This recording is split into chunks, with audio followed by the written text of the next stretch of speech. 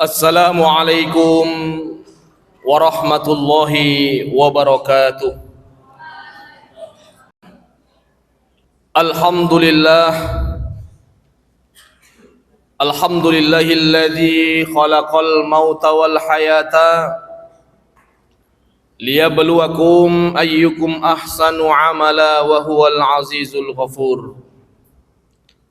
Asyhadu an la ilaha illallah wahdahu la syarika lah wa huwal haqqul mubin wa asyhadu anna Muhammadan abduhu wa rasuluh wa huwa shadiqul wa'dil amin.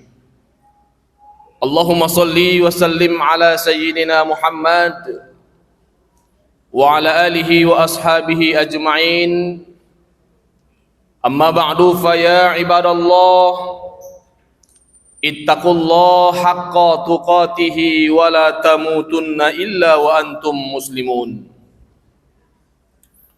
Qala Allah Ta'ala fi kitabihil karim, a'udzu billahi minasy syaithanir rajim. Bismillahirrahmanirrahim. Man 'amila shalihan min zakarin aw untha wa huwa mu'min falanuhyiyannahu hayatan thayyibatan wa lanajziyannahum ajrahum bi ahsani ma kanu ya'malun. Shadaqallahul azim. Ma'asyiral muslimin, jamaah salat Jumat, orang-orang tuaku yang dimuliakan Allah Subhanahu wa taala. Kembali kita bersyukur kepada Allah Subhanahu wa taala. Sampai dengan detik ini kita masih diberikan Allah banyak kenikmatan-kenikmatan hidup yang kita rasakan. Salah satu di antara nikmat tersebut yakni ada nikmat hidup, ada nikmat sehat, ada nikmat iman, dan juga sekaligus nikmat kelapangan waktu, sehingga kita dapat melangkahkan kaki kita, mengayunkan tangan kita menuju rumah Allah yang sangat mulia ini dalam rangka melaksanakan kewajiban kita sholat Jumat secara berjamaah. Salawat berangkaikan salam tidak lupa kita hadiahkan kepada junjungan kita Nabi besar Muhammad sallallahu alaihi wasallam. Mudah-mudahan kita semua yang berhadir di rumah Allah ini senantiasa diberikan Allah kesehatan, diberikan Allah keselamatan, dimudahkan Allah urusan kita semua, diluaskan Allah rezeki kita semua, diangkat Allah penyakit-penyakit kita semua, serta dikabulkan Allah doa-doa dan harapan kita semua. Amin ya rabbal alamin. Ma'asyiral muslimin, jamaah salat Jumat, orang-orang tuaku yang dimuliakan Allah Subhanahu wa taala. Setiap manusia yang hidup di muka bumi ini tentu memiliki visi dan misi hidup. Salah satu tujuan manusia diciptakan Allah ke muka bumi ini adalah tidak lain dan tidak bukan yaitu untuk pengabdian dan beribadah kepada Allah Subhanahu wa taala. Di dalam Al-Qur'an Allah sudah jauh-jauh menegaskan, a'udzubillahi minasyaitonir rajim, bismillahirrahmanirrahim, wa ma khalaqtul jinna wal insa illa liya'budun. Kalimat ini Allah katakan wa ma khalaqtu. Itu artinya bahwa manusia ini asli produknya Allah Subhanahu wa taala. Ketika Allah berikan kita nafas untuk hidup di muka bumi ini, maka salah satu tujuan yang harus kita raih adalah yaitu terus mengabdi kepada Allah Subhanahu wa taala dan melakukan berbagai rangkaian amalan ibadah. Di dalam Al-Qur'an surah An-Nahl yang khotib bacakan tadi, yakni ayat 97, a'udzubillahi minasyaitonir rajim, bismillahirrahmanirrahim. Man amila salihan min zakarin aw untha wa huwa mu'min falanuhiyannahu hayatan thayyibatan wa lanajziyannahum ajrahum bi ahsani ma kanu ya'malun. Yang artinya adalah barang siapa yang mengerjakan amal soleh, baik laki-laki maupun perempuan dalam keadaan beriman, maka sesungguhnya akan kami berikan balasan kepada mereka dengan pahala yang lebih baik dari apa yang telah mereka kerjakan. Ayat ini memiliki makna yang universal, bahwasanya salah satu bentuk output manusia di muka bumi ini adalah yaitu melakukan amalan-amalan kebaikan. Tentu berbeda amal kebaikan dengan amalan-amalan kebaikan. Di dalam ayat ini kalimat solihan ini hanya itu naik ke atas. Itu artinya bahwa kebaikan yang harus kita lakukan itu tidak hanya sekali saja. Akan tetapi amalan kebaikan yang wajib kita laksanakan itu adalah yakni senantiasa menjalankan kebaikan secara kontinu atau secara berkesinambungan. Kalau kita melakukan amal kebaikan hanya satu kali saja, maka itu disebut dengan amal kebaikan.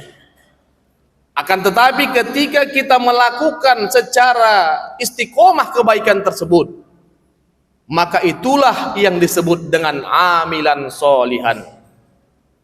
Sebagai contoh, ketika kita membiasakan amal kebaikan memberi makan anak yatim atau membantu fakir miskin di hari Jumat, maka inilah amalan yang harus senantiasa kita amalkan dan kita kerjakan sampai dunia ini kiamat.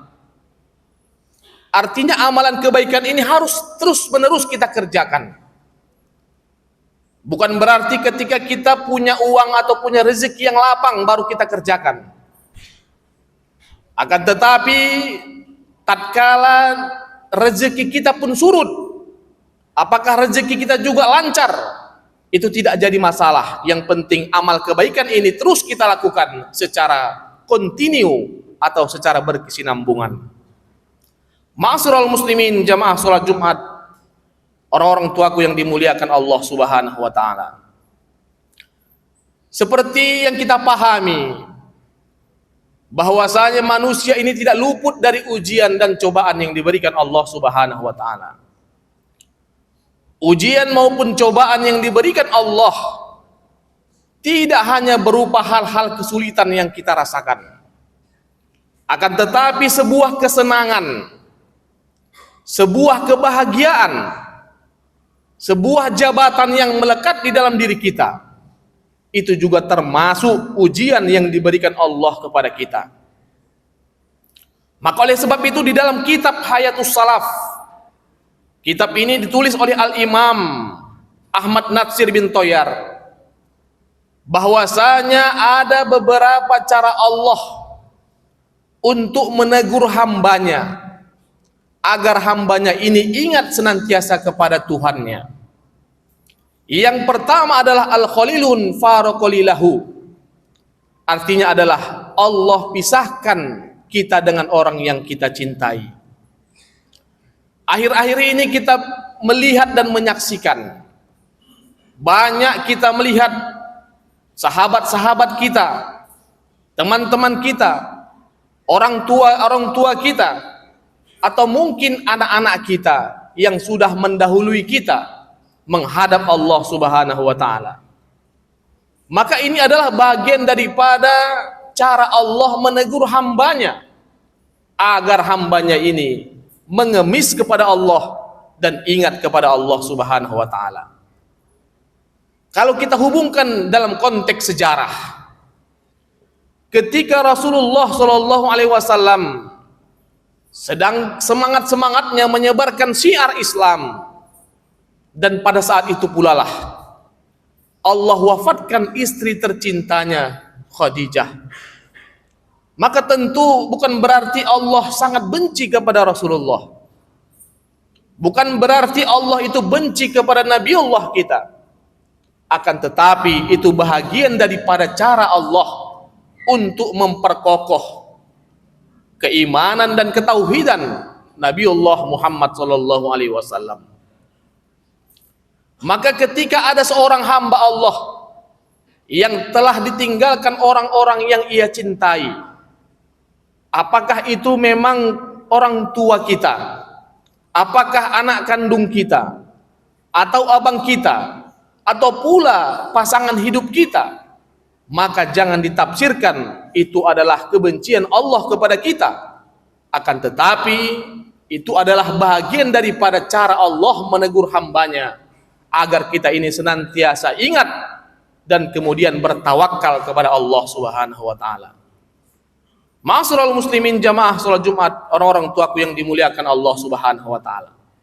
Maka itulah sebenarnya hubungan antara dengan ayat yang khotib bacakan tadi An-Nahl 97.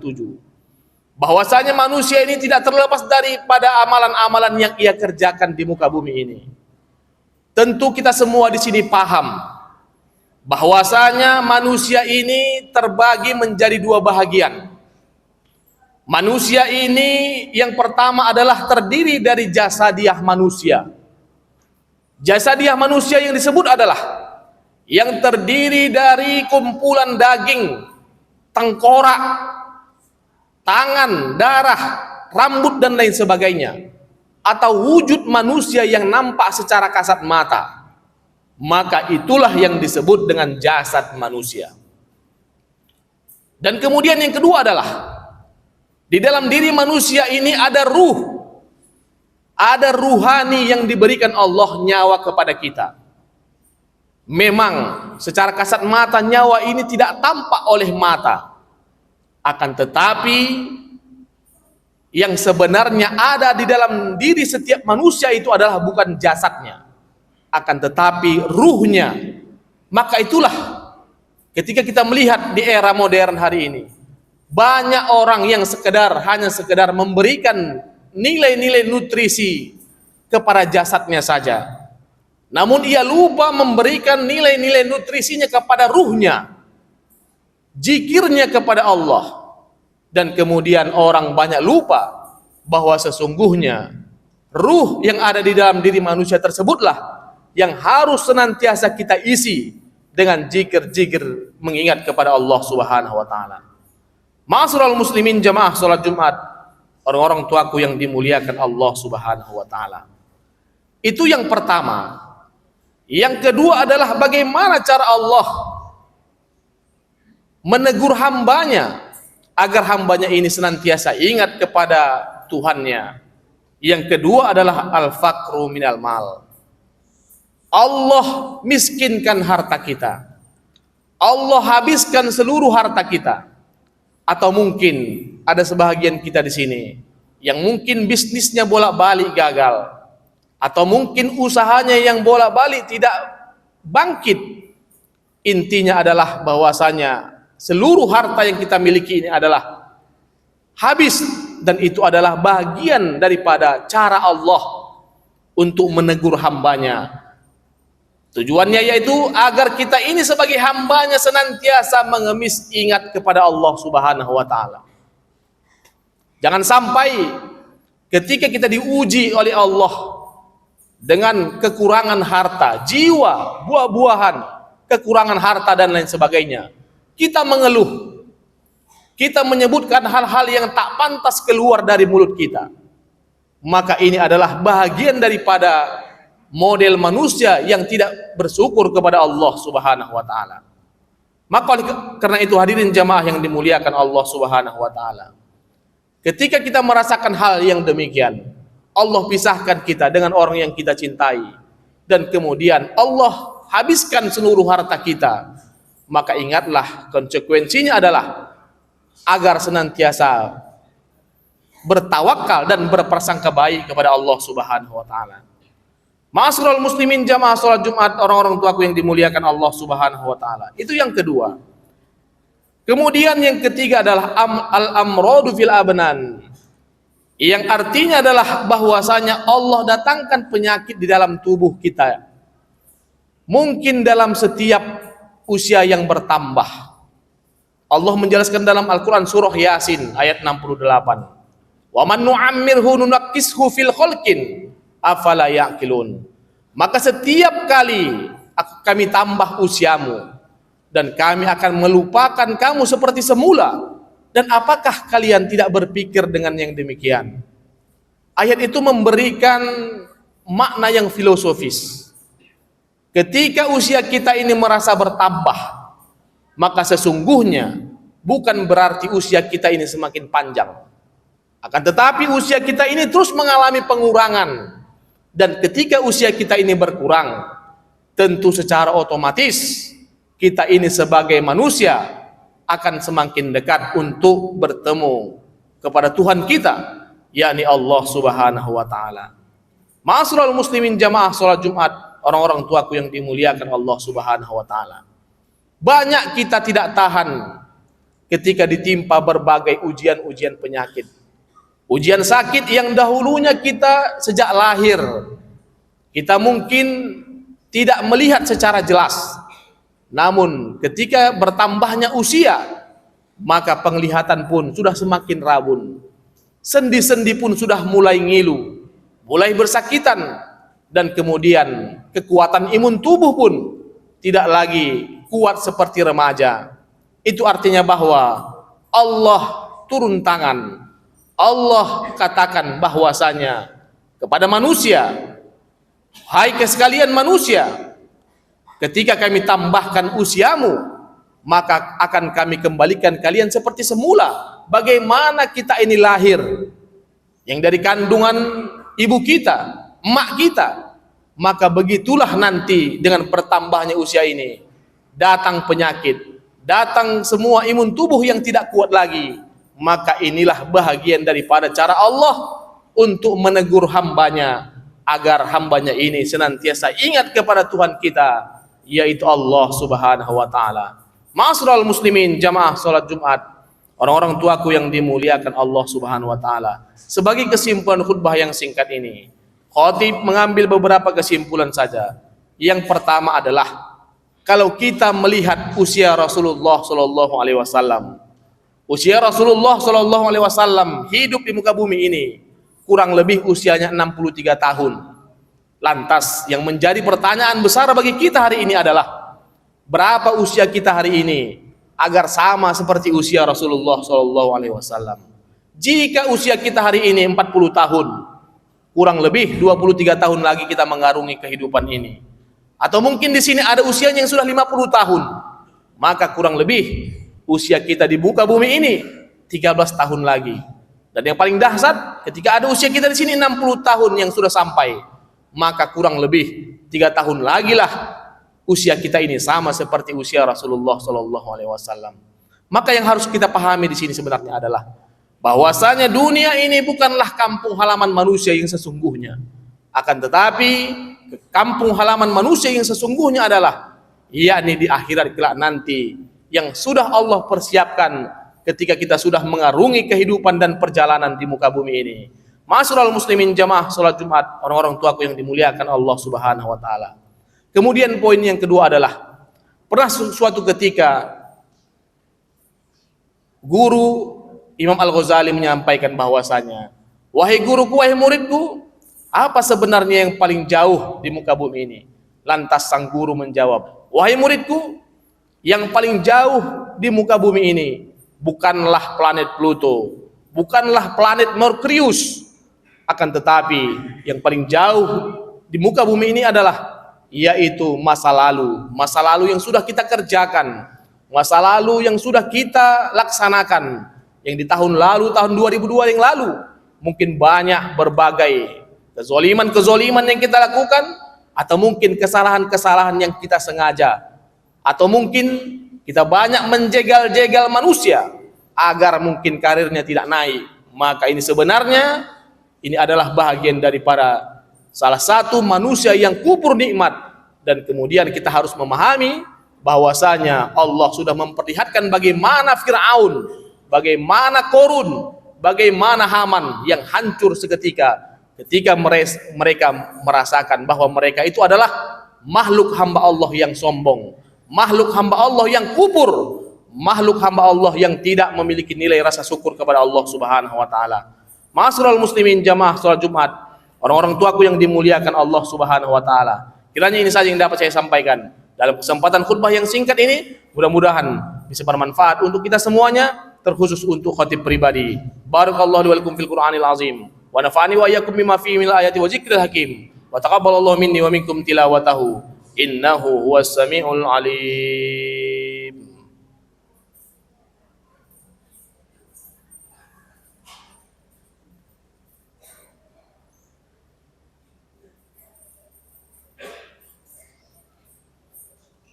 Alhamdulillah, alhamdulillahilladzi khalaqal mauta wal hayata liyabluwakum ayyukum ahsanu amala wa huwal azizul ghafur.